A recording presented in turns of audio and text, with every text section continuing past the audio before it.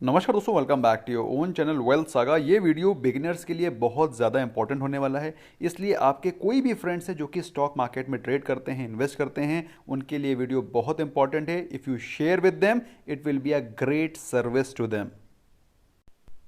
दोस्तों, इससे पहले मैं स्ट्रैटेजी के बारे में बात करूं आपको, जैसा कि मैं हमेशा बताता हूं, जब कभी भी कोई आप ट्रेड लेते हैं, इन्वेस्ट करते हैं, अपने फाइनेंशियल एडवाइजर से डेफिनेटली सेकंड ओपिनियन ले लें। And after after taking due advice and due research then only trade और इन्वेस्ट।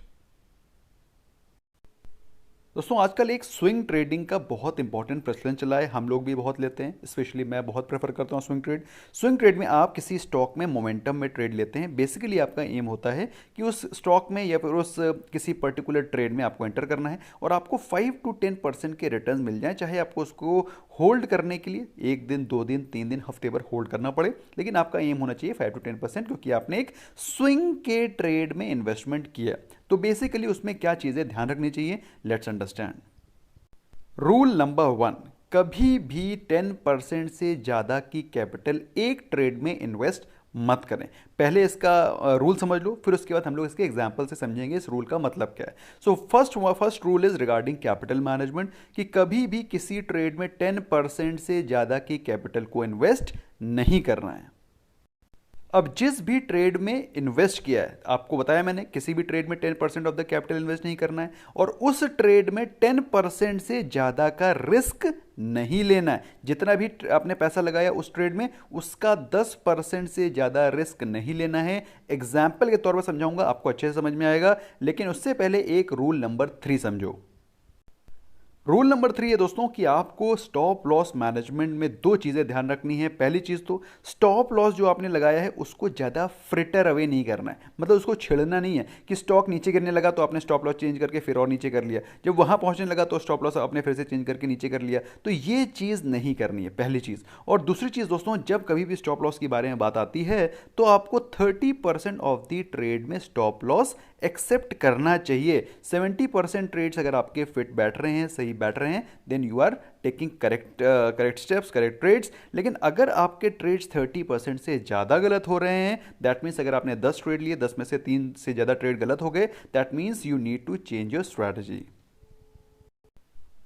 जो भी रूल मैंने बताए हैं उसको एग्जाम्पल के तौर पर समझते हैं। फॉर एग्जाम्पल, आपके पास 1 लाख रुपए की कैपिटल है, ट्रेडिंग करने के लिए आपने निकाला है कि भाई मुझे स्विंग ट्रेड करना है। अब इस 1 लाख को मुझे आगे बढ़ा करके लेके जाना है। इसका मुझे 1.5 लाख बनाना है, 2 लाख बनाना है, जो भी टाइम फ्रेम है उसमें मुझे इस 1 लाख की कैपिटल को ही ग्रो करना है। So let's understand rule number 1। So as per rule number 1, आपको किसी भी ट्रेड में 10% से ज़्यादा की कैपिटल को यूज़ नहीं करना है। अगर आपके पास 1 लाख रुपए है तो आपको हर एक ट्रेड 10,000 रुपीज़ का ही लेना है। That means you have to take 10 trades and take those 10 trades of 10,000 rupees each. अब एज पर रूल नंबर 2, जो भी आपने ट्रेड लिया है उसमें 10% से ज़्यादा लूज नहीं करना है। अब इसका मतलब क्या है? इसका मतलब यह है कि आप अगर ऑप्शन ट्रेड ले रहे हैं, अगर आप स्विंग ट्रेड ले रहे हैं तो ऐसे भी 1-2% का लॉस से ज़्यादा नहीं लेना है। अगर आप ऑप्शन ट्रेड भी ले रहे हैं तो भी आपको 10% से ज़्यादा उस कैपिटल को लूज नहीं करना है। इट सिंपली मीन्स अगर आपने 10,000 रुपए का कोई ट्रेड लिया, if you have taken trade off 10,000 rupees, तो आपको 1,000 रुपए से ज़्यादा उसमें लूज नहीं करना है। इसमें एक इंटरेस्टिंग चीज़ निकल करके आती है, वो समझो। तो कहने का मतलब यह हुआ कि अगर आप 1 लाख रुपए में 10% का एक ट्रेड लेते हैं, मतलब 10,000 रुपए का एक ट्रेड लेते हैं, और 10,000 रुपए में अगर आप 10% का भी रिस्क कैपिटाइट लेकर के चलते हैं, दैट इज 1,000 रुपीज, तो आपको जानकर के हैरानी होगी, आपकी कैपिटल का मात्र 1%, 1,000 ऑफ 1 लाख इज जस्ट 1%। तो अगर आपका 10% का लॉस भी अगर एक ट्रेड में हो रहा है तो आपकी टोटल कैपिटल का मात्र 1% ही लॉस होगा। अब 1% का लॉस इज ऑलमोस्ट नेग्लिजिबल। दोस्तों, ये है रिस्क मैनेजमेंट और कैपिटल मैनेजमेंट की स्ट्रेटजी।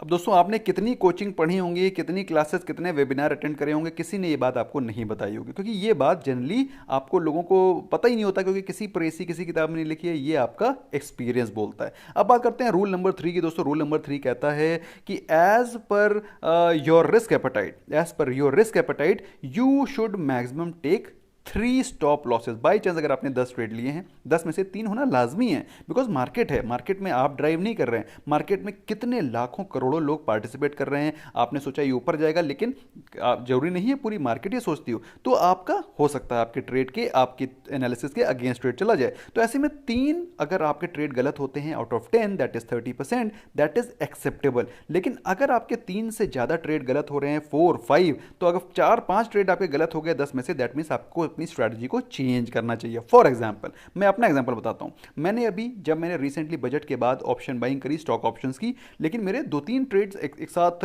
स्टॉप लॉसेस हिट हो गए। उसका रीजन क्या था? उसका रीजन ये था कि बजट में के बाद एकदम से मार्केट ऊपर मूव कर गई और एकदम से नेक्स्ट डे ही गैप अप क्रिएट हो गया, काफी बड़ा वाइड गैप क्रिएट हो गया और मार्केट में कंसोलिडेशन आ गया, जिसके चलते ऑप्शंस के जो भी मैं बाय कर रहा था, स्टॉक ऑप्शंस के ट्रेड्स, वो जनरली ऊपर मूव ही नहीं कर रहे थे और कंसोलिडेट कर रहे थे, जिसकी वजह से ऑप्शन का प्रीमियम गिर रहा था। तो मैंने अपनी स्ट्रैटेजी को चेंज किया और मैंने स्टॉक ऑप्शन की बाइंग ही खत्म कर दी। I did not buy stock options, मैंने स्टॉक ऑप्शंस को बाय करना खत्म कर दिया और अपना फोकस किया स्विंग ट्रेड के ऊपर, जो मोमेंटम ट्रेड है, और उसके बाद जबरदस्त पैसे की बारिश शुरू हो गई।